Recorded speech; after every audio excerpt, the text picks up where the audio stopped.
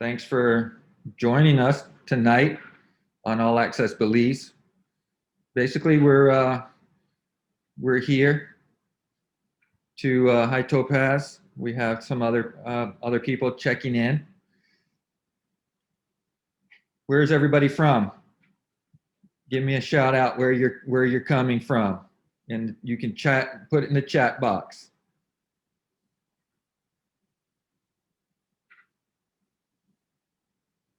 Virginia Beach, Virginia. All right. I am coming to you from Mahogany Bay Village. It's the first really branded hotel in a tourist destination, which is Ambergris Caye, San Pedro. Last month, I came to you from my house in Placencia, or my office in Placencia. Just wanted to give y'all a little bit about me. My name's David Kafka, and I am a broker owner of Remax First Choice Belize. I have the largest brokerage in the country. I have over 14 agents throughout the whole country, but our offices are just in Placencia and Hopkins. But our agents are in Corozal, Belmopan, Caye, and then I'm back and forth from San Pedro, and Bruce is from Kansas. Welcome. I hope it's a little warm. Today was really nice outside today. I also have a company called Caribbean Capital Group, and we find passive income or passive investments for investors who are seeking to exit the rat race of Wall Street and put it into Main Street. So don't know if you attended last week or last month my webinar. We talked about the buying process, the building process, things like that. If you want, you can ask a question in the question and answer box, and I'll answer it. Last month, we talked about fees, like work permit fees, nationality fees, things like that. And again, if I'm not 100% sure, I'll ask, or I'll go and see what the answer is. So the work permit is about $1,500 Belize for a work permit. And it's been a while since I got a work permit. I am now a Belize citizen, so I hold two passports. So Simon Black calls it a Plan B. I have a Belize passport and, of course, my U.S. passport. But when I moved here, I started out with the work permit process, and it was the same price, $1,500 Belize for the year. Also, you can pay $100 Belize and have your dependent put on there. So each dependent would pay $100. So if you're moving to Belize and you have four, you, your wife, and two kids, then you would pay $1,500 for yourself, and then $300 for your wife and your two kids. And then you do not have to get stamps every month. Last month, we talked about the 30-day passport stamp. It went up from $50 Belize to $200 Belize, which seems like a big jump, but it hadn't gone up in probably 20 years or more. So it's definitely, the country is having a little bit of tough times with COVID, and the tourism market is down. But this was probably one way of getting some income back up. Your permanent residence, depending on, once you're here for a whole year and you don't leave the country for more than 2 years, or more than 2 weeks, I'm sorry, 2 years, more than 2 weeks, you can apply for your residency. And the fee for that, if you're an American citizen, it's $4,000 Belize. And if you're a Canadian, it's $3,000. And if you're part of the CARICOM, it is $500 Belize. And then once you're either a work permit or a permanent resident for 5 years, so you're in the country legally for 5 years, you can do what I did and apply for nationality. And that's $300. And then there's some miscellaneous fees in all of these. You know, you got stamps you have to pay. You know, in Belize, you make it official by putting stamps on a document, or you know, a justice of the peace or a notary, if you will, for Americans. And what that does is just kind of make it official. So there's some fees like that. The stamps, you have to get a police record, you have to get pictures and things like that. Then once you're a permanent resident, like I said, you go to nationality, and that's $300 plus some miscellaneous fees. So you're all set, and you can. It's a pretty easy process to get a Belize passport, but it just takes some time. A little bit about COVID. If you again have some questions, just drop it in the Q&A, and I can answer it. Or if you raise your hand, then Yolanda can promote you, and you can ask it live on the webinar. Just a COVID update. The country did open October 1st, and you had to go to a gold standard hotel, and you had to stay at that hotel. If you wanted to go on a excursion, fishing, boating, your trip to the from the airport to the hotel, everything had to be coordinated and had to be approved. So we kept, you know, a close eye on you, so to speak, to make sure you stay safe and all of our citizens stay safe. If you caught COVID, you would have to, you know, stay here for 14 days and quarantine. So as of yesterday, October 19th, I believe yesterday was, yeah, today's the 20th, that was relaxed. We're still seeing some conflicting documents, but pretty much how I understand it, and again, it's how I understand it, you come in and you still have to have a hotel where you're going, but there's no longer issues for people that are permanent residents. If you're here on a work permit, if you are a citizen, you don't have to quarantine. Before, you had to quarantine for 14 days in your house. Then it moved to 10 days. Excuse me. Now it's the quarantine was lifted, and some of the restrictions were lifted. So it's a lot easier now. So you're able to experience Belize how it's meant to be experienced. Any questions so far? Bruce or Topaz, any questions you want answered about Belize? Have y'all been to Belize before? If you want to type that in and let us know. If not, I'll just kind of continue with a few others. Yeah, okay, Bruce, you've been before. Where'd you like to stay?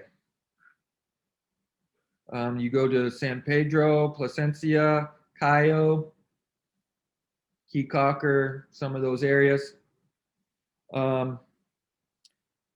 As we know, the U.S., it has an election going on, and in Belize, we have an election going on. I believe November 11th is our election day.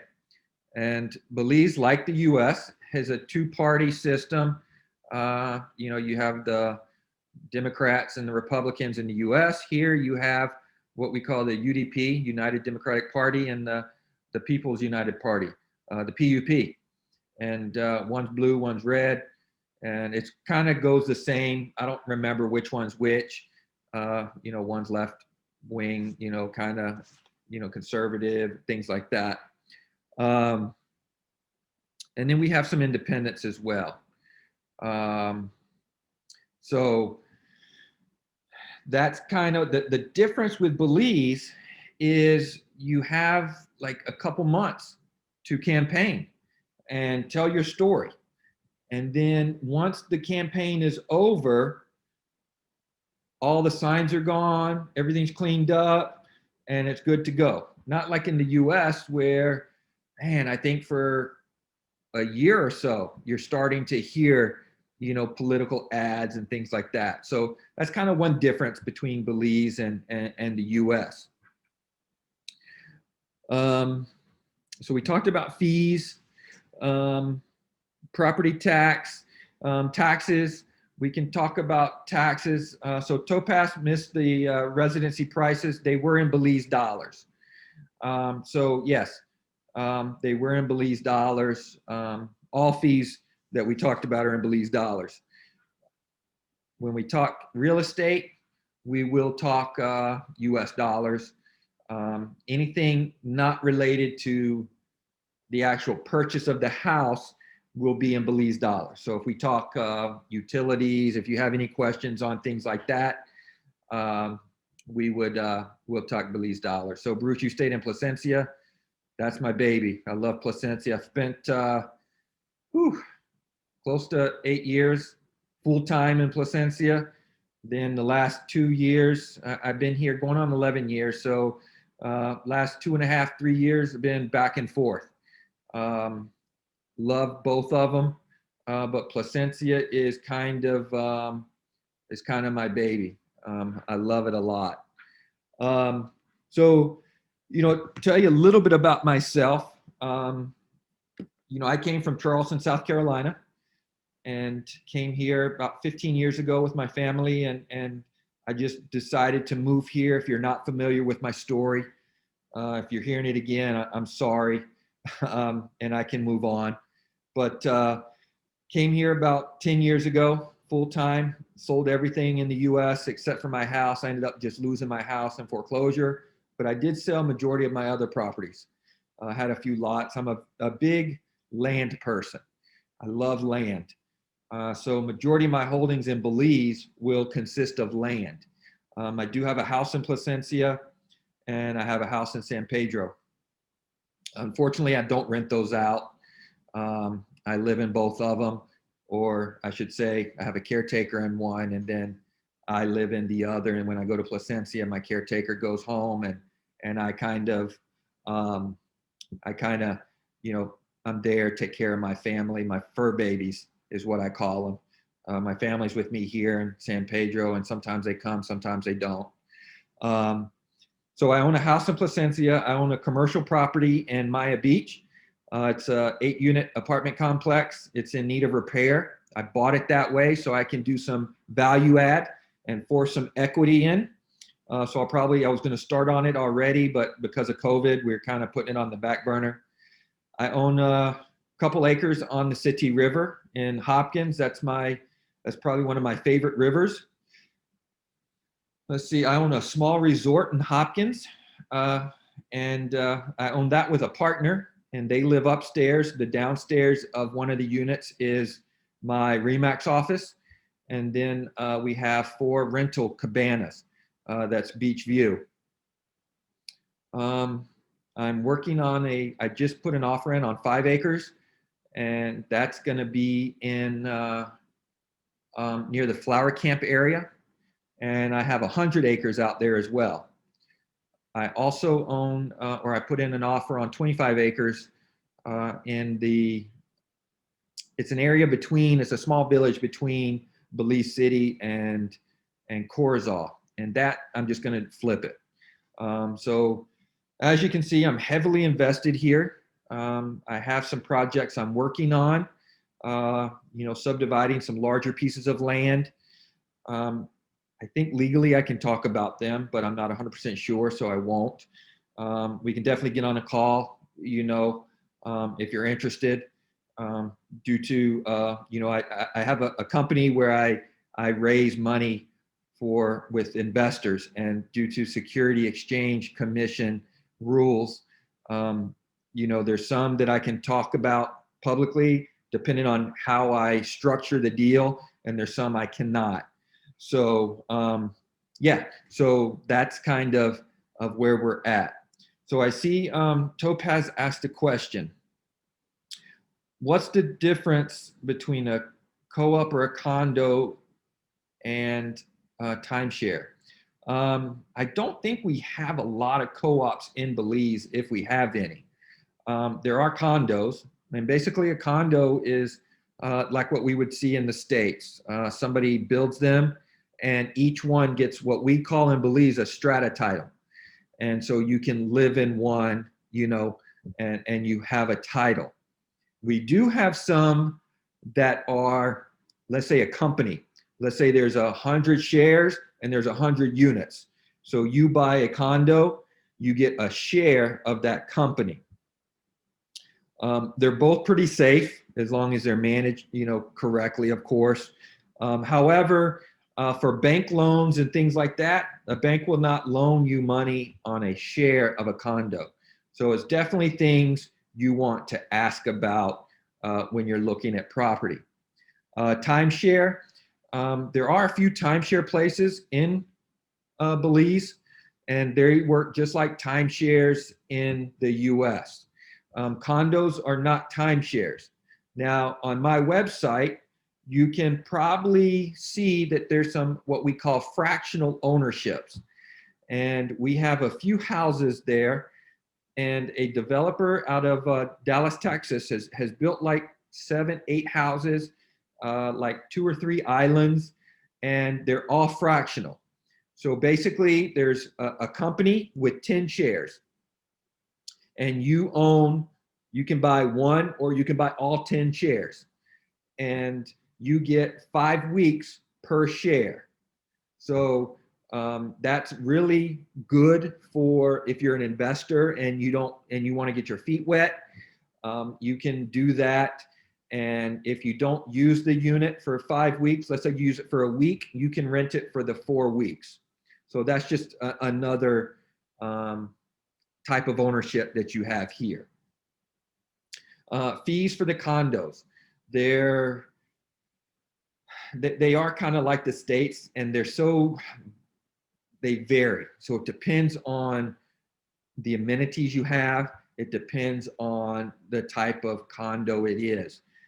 Let's take, for instance, Topaz, have you been to Belize?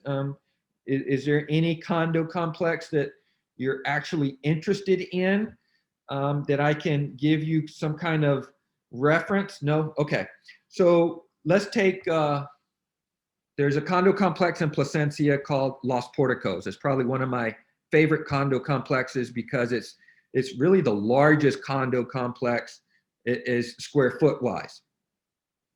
You have a 1,300 square feet unit, and then you have a 1,600 square feet unit.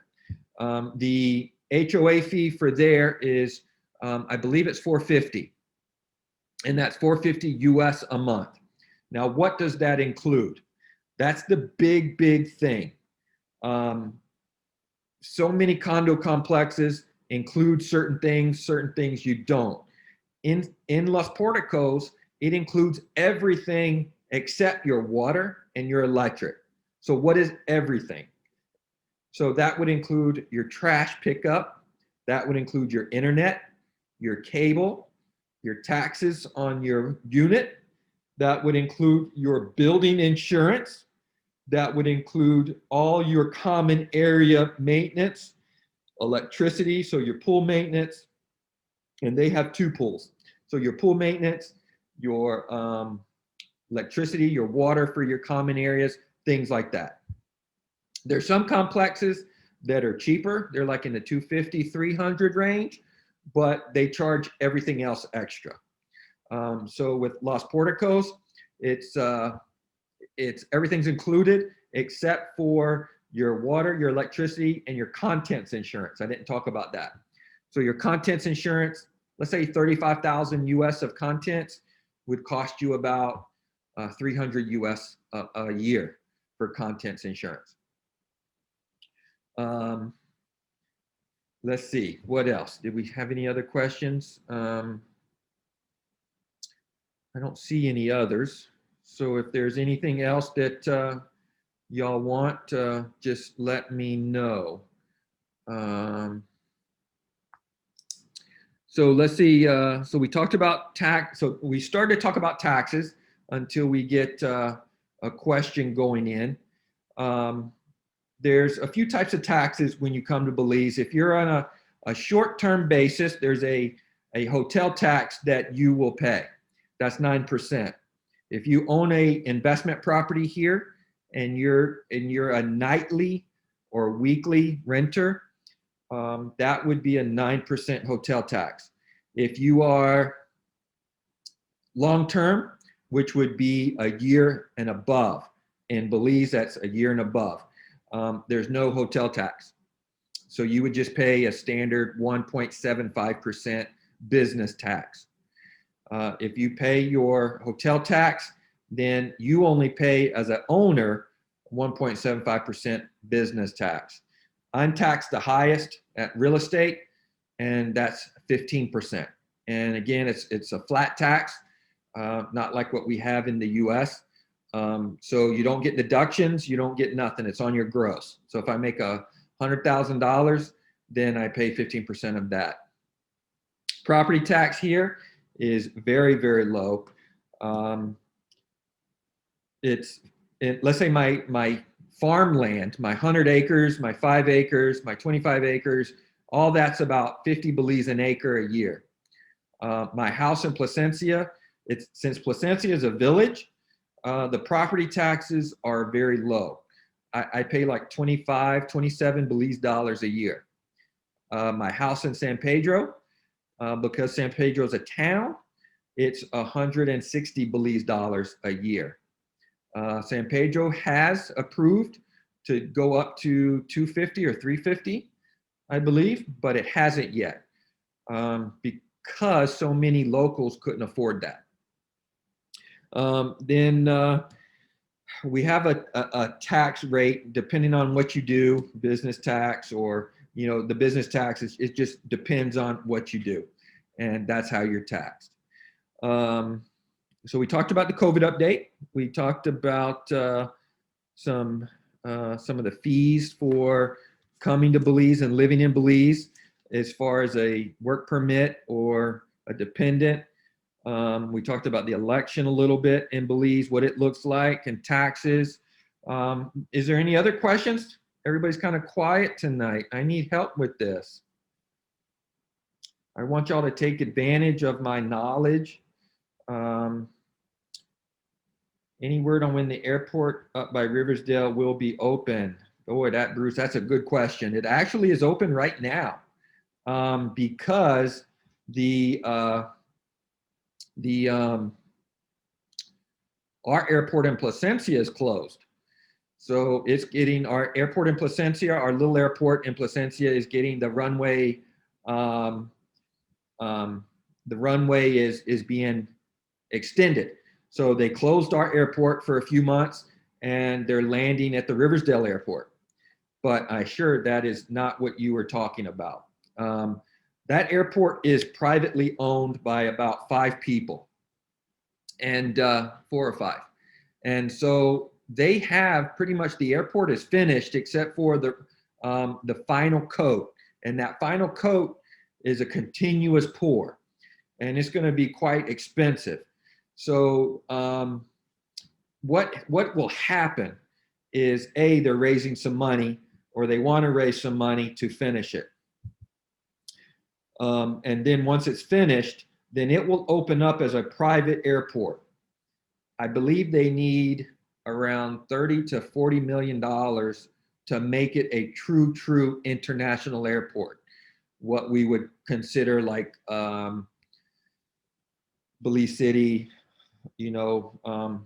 Houston, DFW, places like that. I do not see it opening like that for a very long time. You hear from some realtors that it's coming, it's going to open up soon. It's not going to open up soon, as far as I know.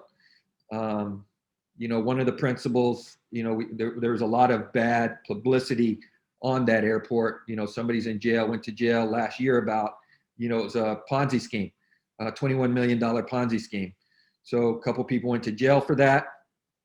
And so there's a lot of people not really interested in loaning them money. I've had a couple people interested, but they want to take control of the money, of course. I hope that answered your question. Kind of a long answer to that one, but it's really, we don't know. Topaz land, does that come with water tied in once you purchase? So depending on, that's a good question, and that's what you need to find out from your agent. So whoever you're working with, you want to ask if the water is there, if the electricity is there, internet, cable, things like that. If it has water on it, like a river, if it's on the ocean, you have what we call riparian rights. So you have the right to it, but there's a 66-foot reserve that we call Queensland. It could be less, it could be more. Well, it's not more than 66 feet, but unless it's, you know, a easement or a conservation area. But that Queensland, you can use it, but it's not yours. So if you are buying a beach lot and you want to put a hotel there, you cannot, like in Cancun and some of them places, put a fence all the way up and obstruct walking traffic. You have to allow traffic to walk on any waterway in Belize. So in Placencia, I have a canal in my backyard. I have a boat dock. Normally I keep my boat out of the water unless I'm there. And, you know, I have to allow access. I have to allow people to use my dock, you know, for emergencies, to drop people off, pick people up, things like that, because it's a waterway. Now, if it was on private property, you still have to use that as far as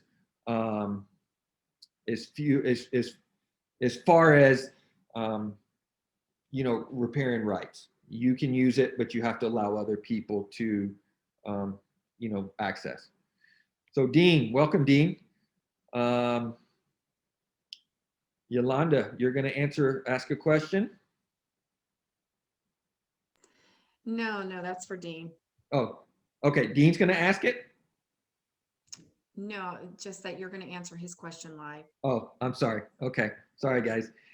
So Dean asked, is there any issues with rising sea levels when purchasing a key or even beachfront property in Placencia? Whew, that's a good question. I personally do believe that rising sea levels is something that we need to watch. Like I said, I've been coming to Belize for over 15 years. I've been living in Belize for, you know, over 10 years. And like right now, like everywhere, I was just watching the news in Florida, we have something what we call king tides. And the water is definitely rising. The water used to not come up into my yard, and now it comes up a few feet in my yard. After about, you know, I guess I've been in that house for 7 years. Beachfront's the same thing. So it's definitely something that, yep. Toba says we have king tides in Virginia Beach too. Yeah, I think it's global. But even king tides 10 years ago, to me, I didn't realize it being so high. So when you do buy a property, you definitely want to make sure it's high. You know, I'm one of the board members of the Placencia Humane Society, and we just bought a piece of property there. And with the king tides, it's really kind of low. So we definitely have to build it up. So it's you know, it's definitely something. Rising tides is definitely something we have to watch out. I'm not a scientist, so I'm not 100% sure. You know what it is, you know, by scientific standards, but it is something that you know, we have to talk about or be on the watch. So Bruce, is GST at 12.5%, and how can you tell what properties have it included in the sale price? Very good question. So if I have, so take for instance, I'm buying, yeah, I can talk about that property. I'm buying a property in Hopkins that's 246 acres. When I buy it, there is no GST to that. I only have to pay the 8% tax.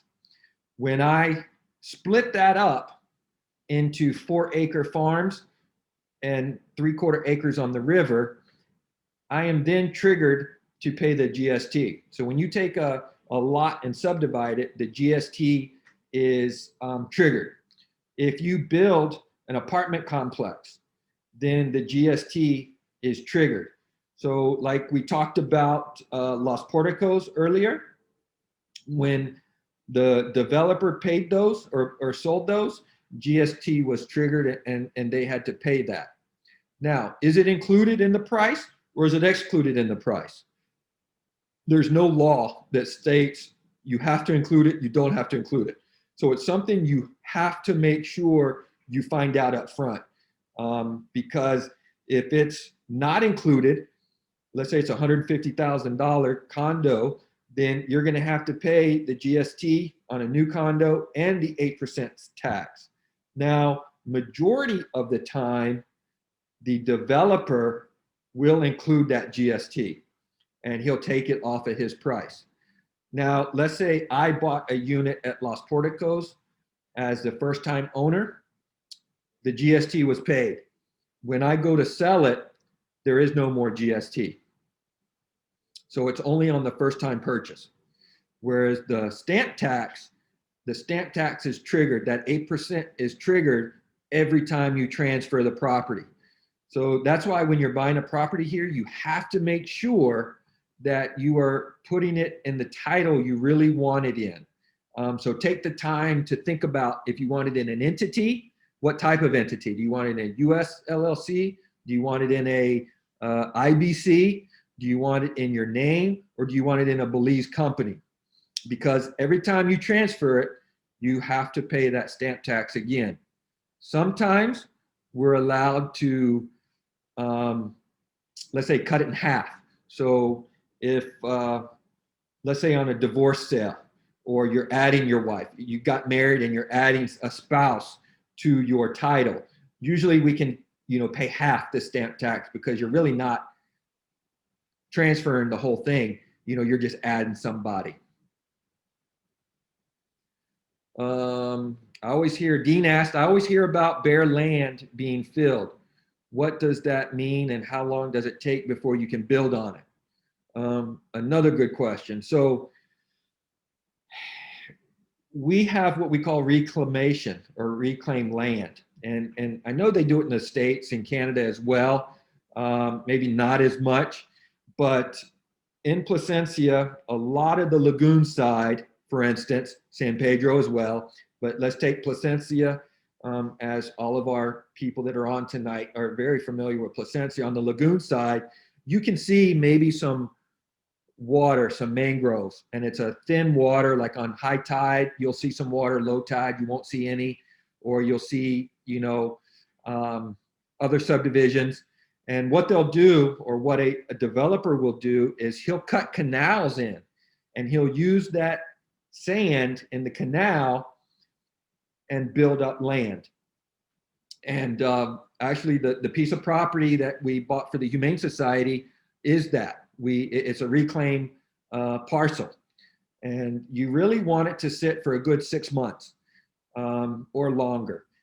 6 months minimum, or maximum is fine usually, and it depends on the house, right? If you're putting up a wood structure, you'd want it to sit longer than let's say a fourplex or a condo building or something like that. After a year, man, you're golden. There's reclaimed subdivisions. There's one by my house called the Peninsula Club. It's been reclaimed quite a long time. I drive all on the dot or in the land and everything, when I'm showing property there, it's empty just to kind of knock down some brush, and there are large lots in the Peninsula Club. So, I kind of, just to show people how strong and firm it is that you can drive on it. So thanks for that, Dean. That's a good question.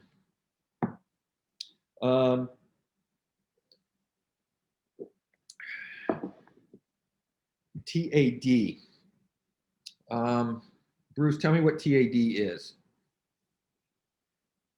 You can own a title. You can own property in multiple names. The most I've ever had is like 5 names. Okay, so if somebody dies, so if if let's say 2 people, 3 people own a lot or a house together and one dies, you have to have a death certificate. And then you're allowed to transfer that with a death certificate. It normally does need to be probated in Belize. So if you own property in Belize, I strongly suggest you to have a Belize will. Your US will won't work here. You can take the Belize will, put it here and on just another type of paper, but have 2 signatures is really all that's required for a Belize will. Me personally, I'm working on one, and I'm going to have 2 signatures plus a justice of the peace. That way, it's it's golden. But let's say if it's let's say I have some properties in Placencia that the mom passed away, and it's now the kids. So we take that in the will, and we're allowed to sell that property. If it's willed to you, there is no stamp tax. You do not have to pay the stamp tax. If you're just going to remove a name, let's say it's a spouse, and you remove the spouse that passed away, there's no stamp tax with that. But if you have like a Belize company and you want to transfer out of the Belize company into your name, there is a stamp tax for that. We don't have like quit claim deeds, things like that. I've heard of some, but I've never seen one, and I've heard of one, but I've not been able to see that be used. So yeah, so we answered that question. So did that kind of answer your question on that, Bruce? So you're definitely allowed to. It's definitely good to have a will though, and it doesn't need to. You don't need a lawyer to do it. You can. I don't want to discourage anybody from using a lawyer, but you don't really need to. No transfer tax at all on a death. But you can just I'm just going to write it out. Like I will this property, my company, this company, my art shop, I have an art and gift shop in San Pedro at Mahogany Bay. I just put who I'm going to leave it to, and then I just have 2 people sign it, and I'll have it witnessed, and then that's all you need, and then you can just probate it. Takes about less than 6 months if you use somebody decent. Could take longer. Lawyers like to extend things more than others. Some lawyers are very good. But yeah, so I think that answered that question. We're about 10 minutes, so does anybody have any other questions? Very good questions. We talked about titling a little bit, and I used the term IBC. Does everybody know what an IBC is? I can kind of go over that if you're interested. It's an international business company, and basically, let's say Belize, for instance, you can have a IBC in Belize. However, a Belize IBC cannot own property in Belize. So an IBC can own property in the US, an IBC can own property, a Belize IBC can own property in the US, Nicaragua, wherever, but cannot own property in Belize. So like I have a Nevis IBC. One of the properties I'm buying is in an Anguilla IBC. So when you have an IBC, there is no transfer tax because the transfer of property did not happen in Belize. It happened offshore. So that's one of the benefits of an IBC. Plus privacy protection. The US, is a litigious society. Canada, not so much, or maybe it is. But if you're in a litigious business, you definitely want things in entities. And an IBC definitely is a way to go for tax purposes and for for privacy protection. So, all right, Topaz, thank you for joining us. She said she had to go, or Topaz said he had to go. Are there any other questions? Bruce, you had any other questions? Dean, you had any other questions? If not, we can go early. My notes are kind of gone. We don't have to extend it another 10 minutes. But I thank y'all for joining. Also, I want to give away a book. I had the privilege, I should have announced this earlier. I had the privilege of co-authoring one of the chapters with Lisa Haisha. She's a TV host. Some Grammy winners, Kyle Wilson. So if you take a picture of where you were listening at the podcast or the webinar and send it to info@caribbeancapitalgroup.com. The name is Don't Quit, Stories of Persistence, Courage, and Faith. I'll send you a copy of this free of charge. I think it's like $12, $15 on Amazon, but I'll send it to you free of charge. So info@caribbeancapitalgroup.com.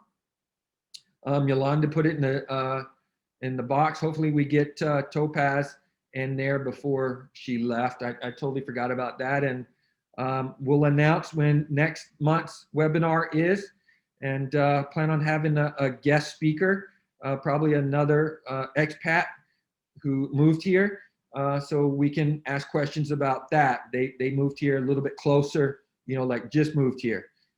So maybe we'll have that next month. So again, thanks for joining us. And again, David Kafka here in beautiful San Pedro at Mahogany Bay.